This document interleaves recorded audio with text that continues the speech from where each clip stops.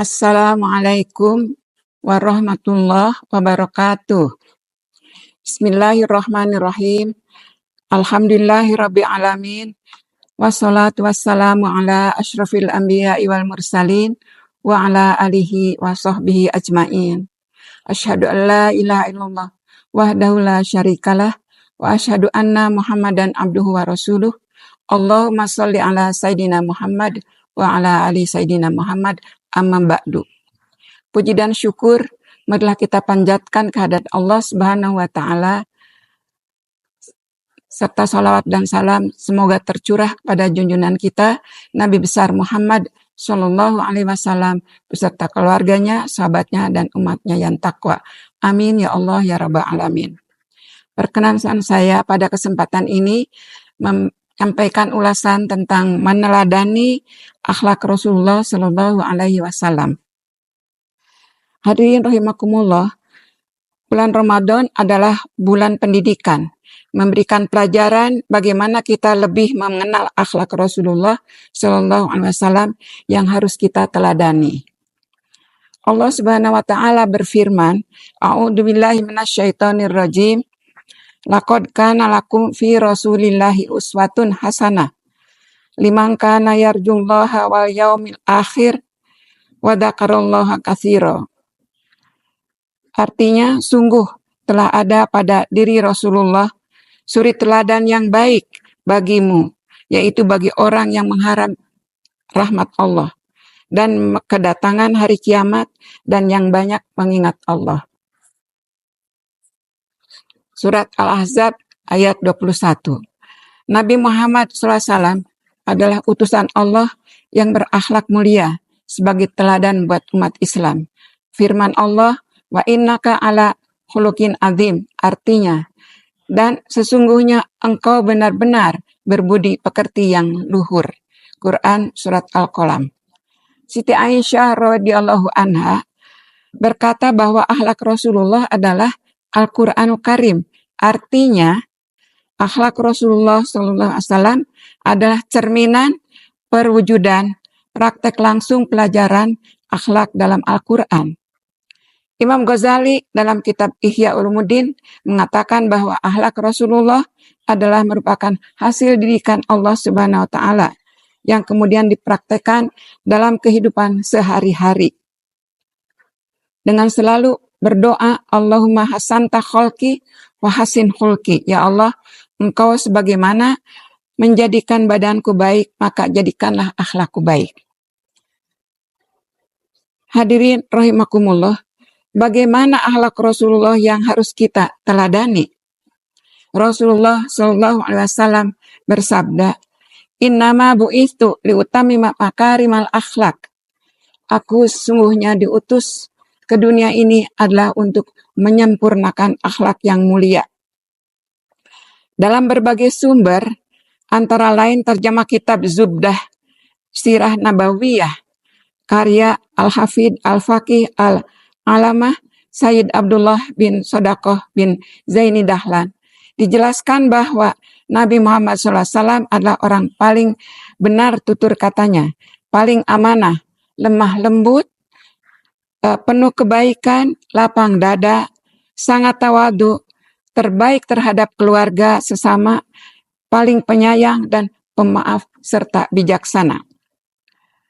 Hadirin rahimakumullah, sifat bijaksana dalam membuat keputusan tercermin ketika pada suatu saat terjadi perselisihan di antara para pemuka Quraisy. Pada saat itu telah dipugar Ka'bah dan Hajar Aswad harus dipindahkan. Semua berselisih karena berebut ingin memindahkan Hajar Aswad.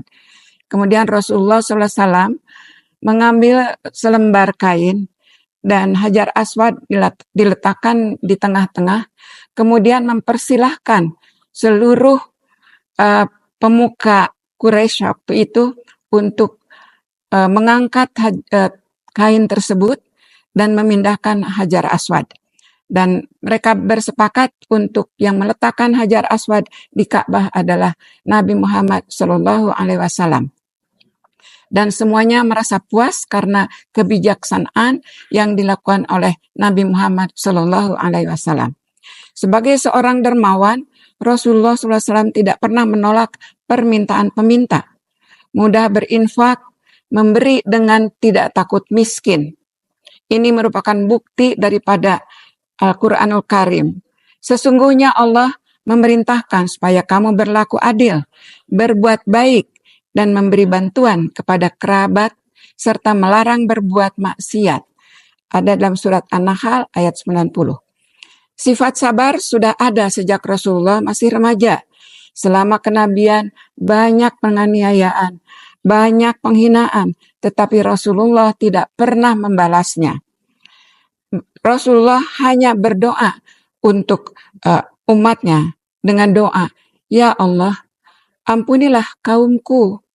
Ya Allah, beri petunjuk untuk kaumku, karena sesungguhnya mereka tidak mengetahui." Hadirin rahimakumullah, sebagai orang yang tawadu dan memiliki rasa malu, Rasulullah SAW tidak pernah minta diistimewakan ketika berjalan dengan para sahabat.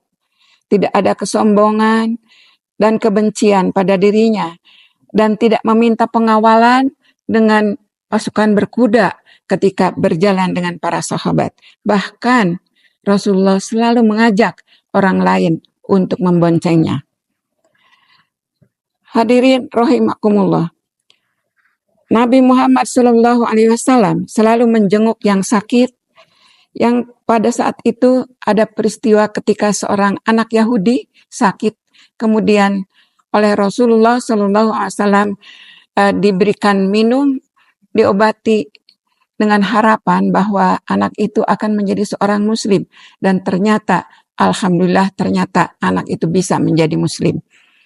Kemudian juga Rasulullah sangat penyayang kepada orang-orang kecil.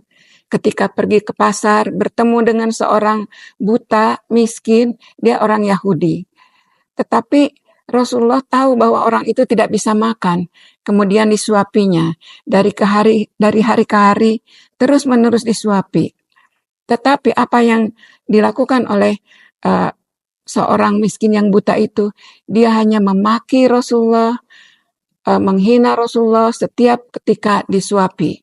Pada satu saat ketika Sayyidina Abu Bakar Siddiq menggantikan Rasulullah menyuapi orang tersebut karena Rasulullah setelah itu sudah wafat, maka orang itu bertanya, "Kemana orang yang biasa menyuapi saya? Karena pada hari ini tangannya tidak sehalus dia. Suaranya, ucapannya tidak selembut dia." Lalu dijawab oleh Sayyidina Abu Bakar sambil menangis bahwa Rasulullah SAW sudah wafat. Dengan peristiwa itu, orang tersebut menangis juga, dan pada akhirnya dia akan meminta maaf, minta ampun, dan pada akhirnya orang tersebut minta dituntun untuk mengucapkan 2 kalimat syahadat, dan dia menjadi seorang muslim yang baik. Hadirin rahimakumullah, Rasulullah SAW itu sangat baik sekali kepada teman-temannya. Ketika duduk selalu memberikan penghormatan sesuai dengan dengan seharusnya. Dan Rasulullah SAW termasuk pada salah seorang di antara kepala keluarga atau orang yang sangat cinta dan sayang pada keluarganya. Buktinya bahwa setiap hari memerah susu kambing dengan tangannya sendiri yang selalu diberikan kepada keluarganya. Juga Rasulullah SAW selalu membantu pekerjaan di rumah tangga seperti menjahit baju dan lain-lainnya. Sifat, sikap, dan akhlak Rasulullah yang lemah lembut, kasih sayang telah terbukti dalam setiap fase kehidupan. Hadirin rahimakumullah, dengan ulasan kehidupan Rasulullah SAW yang begitu mempesona buat kita, apakah mampu kita meneladaninya? Sudah selayaknya kaum muslimin meneladani kehidupan Rasulullah SAW agar kita sebagai umatnya mendapat keberkahan di dunia, sehat walafiat, dan kita selamat di akhirat kelak. Amin, amin, ya Allah, ya Rabbal Alamin. Sekian ulasan dari saya. Mohon maaf apabila ada kekurangan.